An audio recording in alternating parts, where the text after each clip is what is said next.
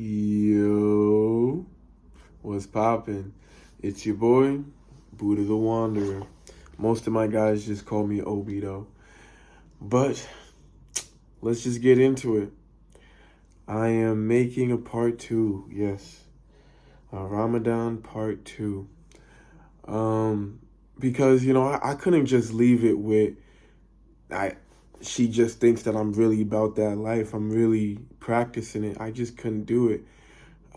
So in the meantime, like it's been a couple days since the situation happened. So like when I go into work, when I order food and stuff, like I have to make sure she's not there. I'm looking over my shoulder, making sure like it's just too much. And I'm over here thinking like, bruh, I'm just gonna tell her like, yo, I actually failed at Ramadan. Like I tried to practice it, but I failed.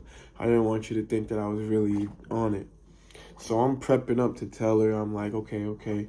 The next time I see her, but it's like the next time I see her just doesn't seem to be happening.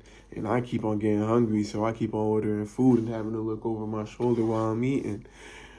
Anyway, fast forward to today, I finally pull up to work, and lo and behold, she's there. And I'm just like, oh, this is it. And then I'm like, oh, I can't just go in hot and pull up like, hey, and it has to like come naturally. So like I'm seeing her, but I'm not pulling up.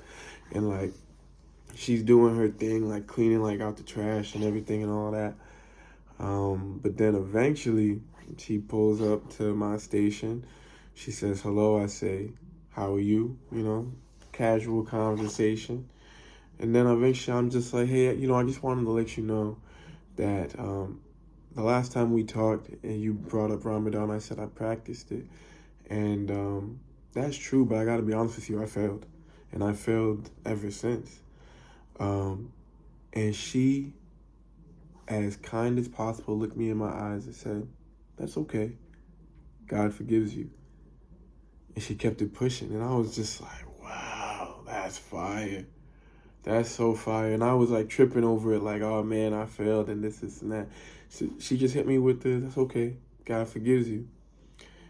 And I'm sitting there taking that in and being like at peace with it all. But then I'm like, nah, I didn't try to do Ramadan for nothing. I really do want to get to a point where I actually do the 40.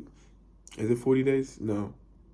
It's about like 30 days. About 30 days of straight fasting. No eating, sun up, sun down. So like as she's like cleaning around my station, I'm like, hey, how do you get through Ramadan? And this is where it just caught me off guard, y'all. She looked me in my eyes and said, oh, I don't practice. What? She says she don't practice. That she has like a medical condition where she has to take something and it requires her to eat. And she said, and I know God forgives me for that. And even though those were very wise words, I couldn't help but think I was really tripping over the fact that I thought that this Muslim lady was really looking at me like I was really getting to it in terms of following the faith. And I felt like I was just lying. Whole time, she wasn't even practicing herself. It's a hilarious world, y'all. Caught me off guard for sure. But, the journey continues. But that's part 2 of Ramadan with Buddha.